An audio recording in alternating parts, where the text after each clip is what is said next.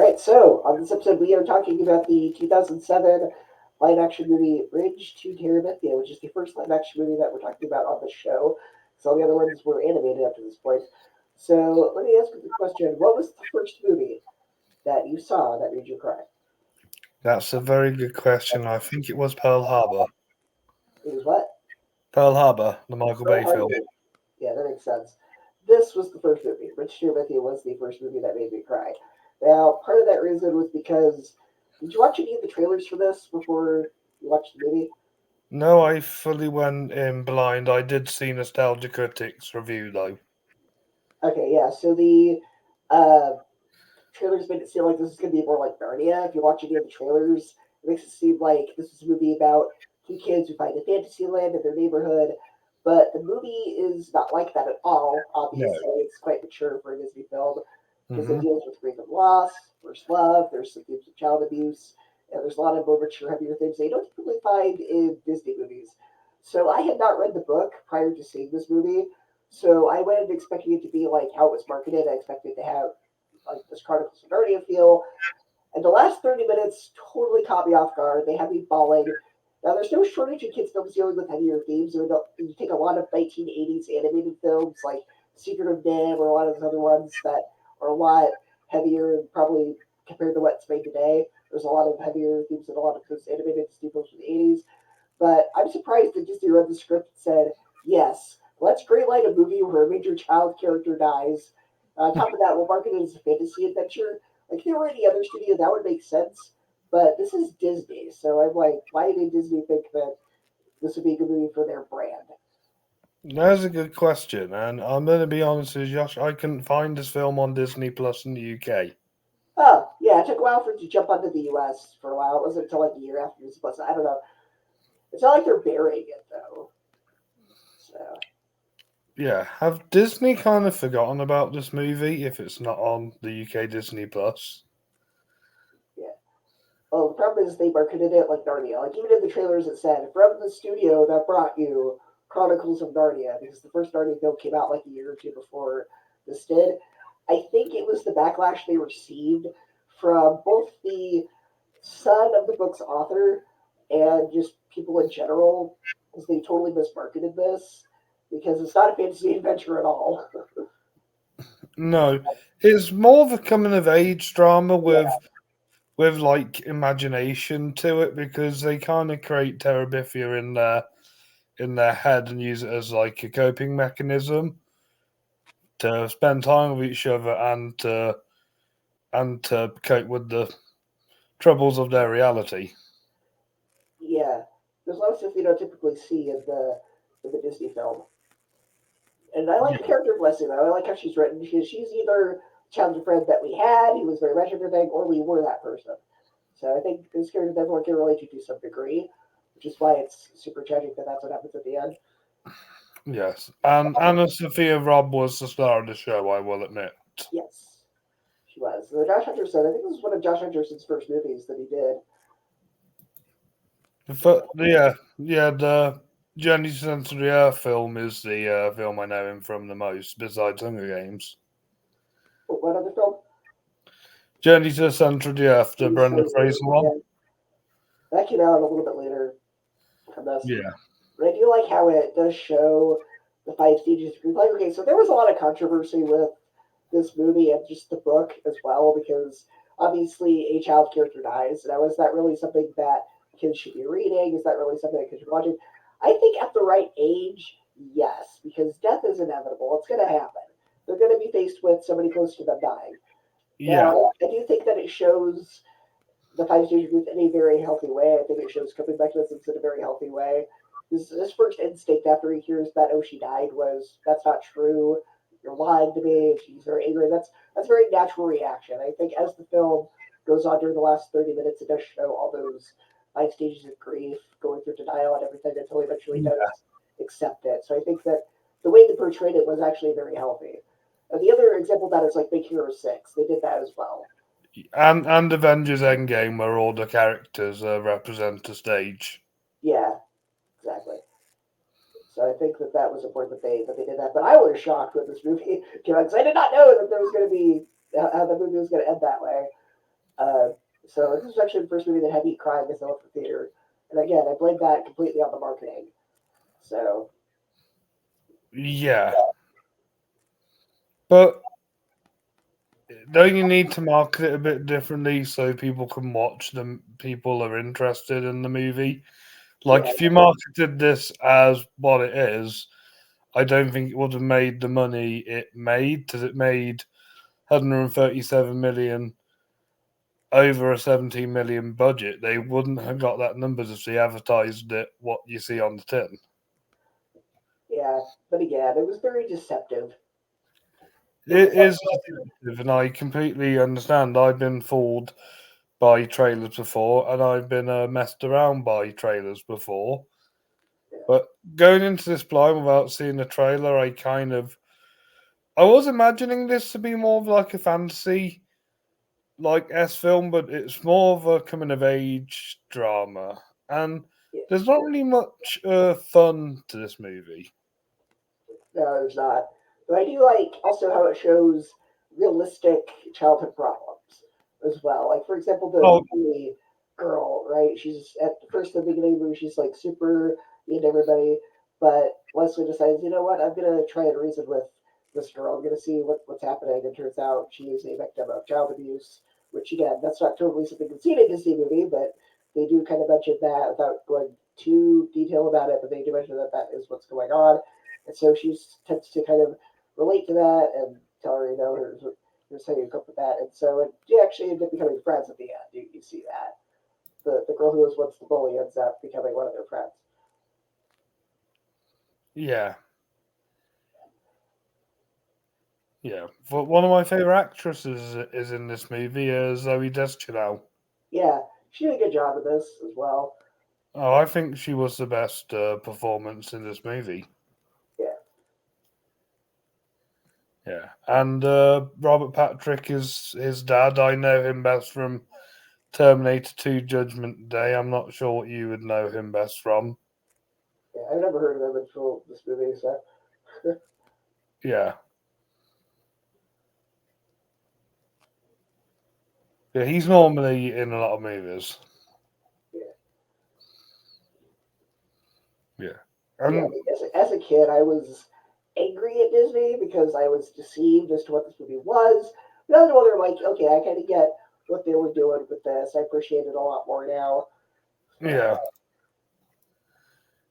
like although I've not seen this movie, the only other film I can think of is when a children dies is that one with Macaulay Culkin. yeah. Or, spoiler alert, Grave of the Fireflies, which you recently watched a couple weeks ago. This is my Yeah. revenge for you, having you watch that movie. Oh, I thought of another good example looking at the Wikipedia category list. One of my favorite movies of last year, Guillermo del Toro's Pinocchio. Oh, yeah.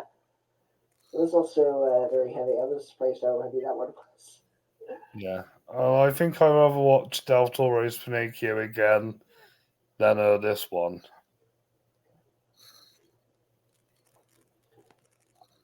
Yeah, but anyway, so what do you think of it? What was your grade that you would have given this movie?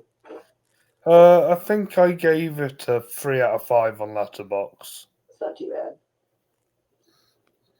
Yeah, I've just seen these kind of movies before where like coming of age, they're on an adventure. Sometimes it's fantasy, sometimes they just go off to discover themselves. Yeah. And the dialogue kind of felt a little bit flat. Now, originally, Disney wanted to change the ending from the book to from she dies to she's just in a coma, and then she wakes up at the end. Um, so now, as a kid, I would have said yes, absolutely do that because I was like 9 when this movie came out. But now I'm more like, yeah, that's a little bit of a cop out of an ending. So, what do you think? Do you think they should have changed it? No, I say keep it, have it more like the book. You would have upset book fans. Yeah. Well, they already upset book fans with how they marketed it. So, Yeah, I can imagine. yeah. But how did you come across this movie? because it came out. I remember it coming out, and again, going into the theater thinking it was going to be like Narnia. Yeah, definitely. Because I remember it being advertised, but I never really like fancied it. I was quite like selective back on films back then.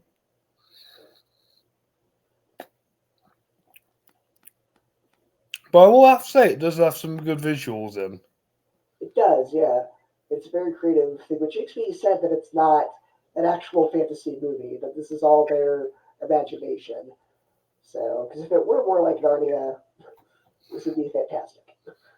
Yeah, definitely, definitely. But I do like films about dreams and imagination. Like one of my favorite movies ever is Inception. Yes. But I just feel like with this one, they like you said they should have advertised it the way it was. It might not have made as much money, but hey ho, it might have gathered more of a audience, and it was a really like balanced tone because it wasn't like light and it wasn't dark. It Yeah. was a good like middle. Yeah. I think it should have been distributed through another studio other than Disney, because Disney was like, "Oh, we're the studio of magic and imagination, and this movie is not that. This does not fit our brand. Sorry," but they went, "Yeah, okay, so we're gonna read the script that you wrote, realize this doesn't fit our brand, and deceive people into thinking it does fit our brand." I think they should have gone to a different studio, maybe gone to Paramount or Warner Yeah. Brothers or someone else, and they probably would have advertised it a little bit more accurately than what it You is. know what? This would have been better if it was like a '90s Warner Brothers kids film like Little Princess. Oh If it was something like that, then it might have been better. If Warner Brothers did this film, got Alfonso Cuarón and his team, and made up a bit like that, then it might have worked. yeah, yeah. The director of this movie actually is one of the people who worked on the Rugrats cartoon. Gabor Cuspo, Yes, is the company that brought us Rugrats. So I see. that's He worked on Rugrats, all three Rugrat movies and the Wild Thornberrys. Oh, and is the creator of the show. yeah, the Rugrats is a lot of imagination. It's about babies and their imagination. So I guess I can kind of see where he's coming from. But Yeah, anyway, Rugrats kind of dealt with mature themes as well too, especially the second movie, the Rugrats in Paris movie, yeah, with Chucky coming to terms with his mom. So I guess he's kind of I kind of see where he's coming from, why he wanted to make this. yeah, definitely. I just wonder why it didn't go to Paramount then, because that's Nickelodeon. So he went, yes, I'm going to go to Disney for this. Yeah, like some other company outside Disney would have done a better job. Yeah. Yeah, and I Well, think I found out why it's not on the Disney Plus in the UK. Because internationally, outside the US and Canada, it was distributed by Summit Entertainment, so that's probably why it's not on the Disney Plus. yeah, Okay? that makes sense. It was only distributed in the US by Disney. So Yeah, yeah, I guess because Walden Media is technically a distributor, Disney was just like, let's slap our name on this. So, but Walden Media has done other stuff before. Like they also did Spider-Man Chronicles. So that's a Paramount movie. So I need to see that one. yeah, that's actually really good. This TV show Spider-Man Chronicles coming out soon. So Nice. Well, there's also a TV movie from the 80s. yeah, because the book came out in the early to mid '70s. Yeah, So and the book was written because the author's son's friend was struck by lightning and killed. So she wrote the book to help him cope with that. So, but again, I knew none of this going in. All I knew was, oh, an Narnia movie. That's not what it is. yeah, I can see why you were disappointed in that sense. Yeah, a lot of people were. Yeah, but obviously it's not a bad movie. That it is a delight in the sense that it's a really like besides the last 30 minutes, it is kind of a delightful film where obviously these two become friends, create this fantasy world. use it as a coping mechanism, like really bond together. And obviously, having that 30 minutes, that's when it starts to all of a sudden change. Yeah. What Like, do you think the last 30 minutes happened the way they did? yeah, the last 30 minutes just happened the way they did. Yeah, like what was your reaction initially? Because I was shocked. I was questioning, like, okay, why, okay, okay. And then when he runs out the house and, like, sees her house, that's when I knew it was actual real. I did hear about the ending, I just wanted to see how it played out. Oh, so you knew going in. Yeah. Oh no. Yeah, because of Nostalgia Critics video, I just didn't want to say anything to you. Oh man. I do like that joke though, where he's like, "Oh, good, someone better be dead." Oh, bad timing. Yeah, but yeah, I didn't like the bullies in this. They kind of just felt like stereotypical bullies from films. Yeah. Don't you like that they end up becoming creatures of Narnia that they have to fight? To, Yeah, yeah. So, yeah. but they all I end up doing what they deserve to be I done. know the name of the cinematographer, Michael Chapman, Yeah. because he's worked with Scorsese before on Taxi Driver, Raging Bull. Yeah, it is a very gorgeous cinematography movie. Like Yeah, Terabithia, if it were real, looks great. If it wasn't just their imagination. yeah, definitely. Oh, he also shot The Lost Boys. That's one of my favourites too.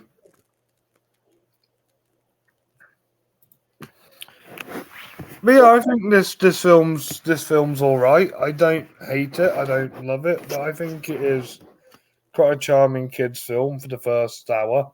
Yeah. And then it all goes in a different direction. And then you go, I am a terrible parent. I did not know that that was how it's going to end. Why is my child crying? Oh my gosh. But yeah, it was yeah. But yeah, thank you for the recommendation. It was quite a nice watch up until those 30 minutes. Yeah, and then it becomes depressing. Though it does end on a kind of a sweet note, though, despite Oh, it the. ends on a very bittersweet note that I do like that Yeah, he's recreated the world and is introducing his sister to it. yeah. So, But yeah, it's very depressing. let's have a look at the let's have a look at the Rotten Tomato score before we end things.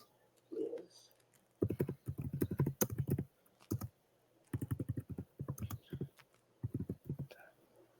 Bridge to Terabithia. 85% critics, 70% audience. Hey, I bet the Rottens are. This was not Narnia. Yeah, I can. Oh, she died! Yeah. Definitely. And let's check the IMDb score too. So I was like, check the IMDb score. 7.2. Ooh, That's quite good. that's pretty average. If it's out of 10. Yeah. Let's have a look on Letterboxd. So I rated it I think I rated it a 3. Yeah. Yeah, but I want to see what the average is.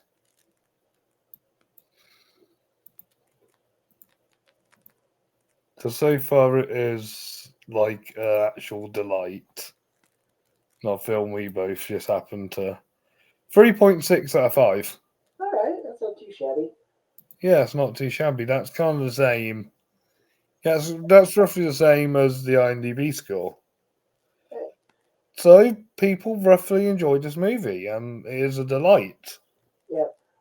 Again, I hated this movie as a kid because it was not what I thought it was going to be. Now that I'm older, like, yeah, I appreciate this movie a little bit more now.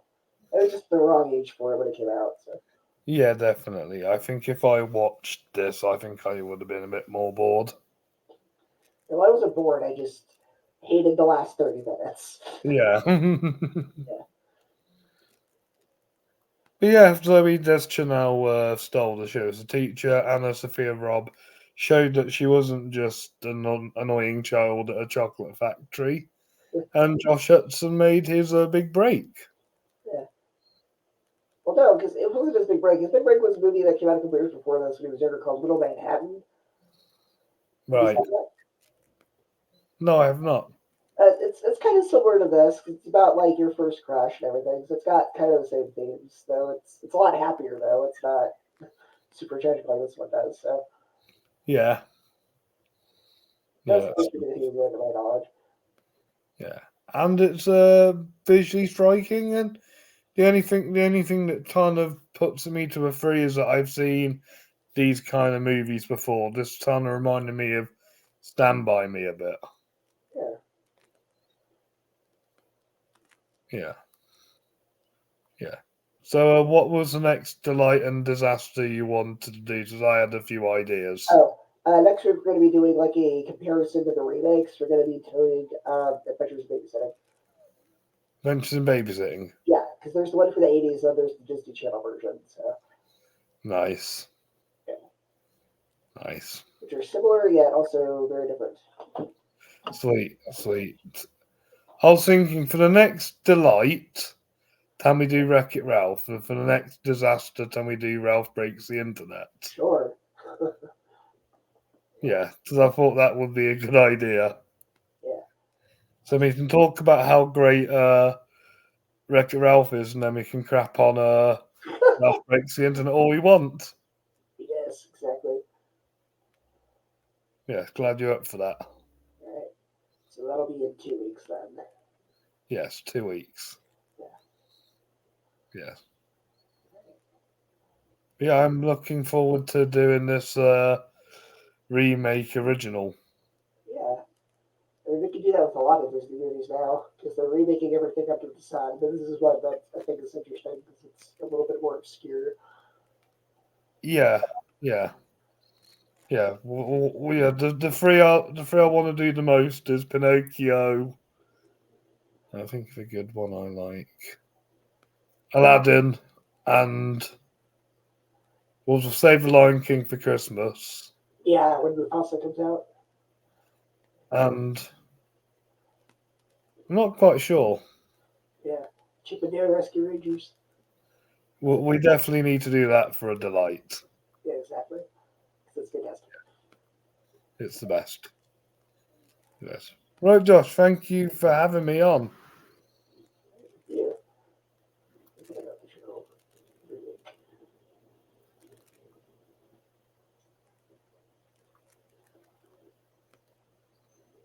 I also have ideas for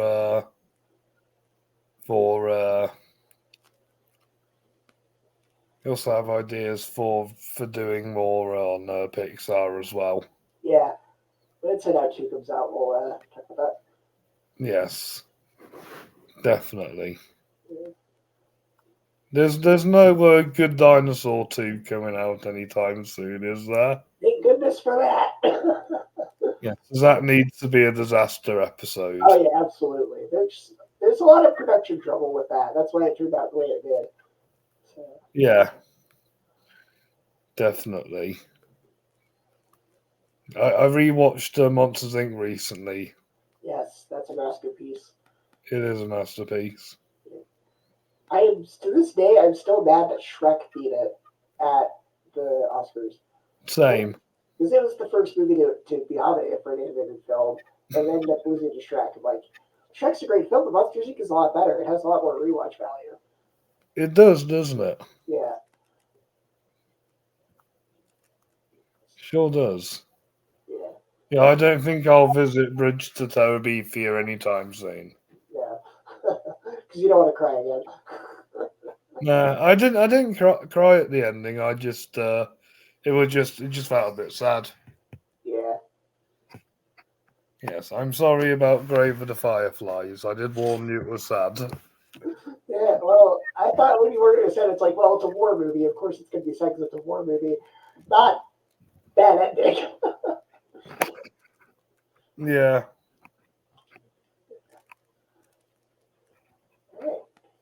All right. Right. the recording. You're pretty old.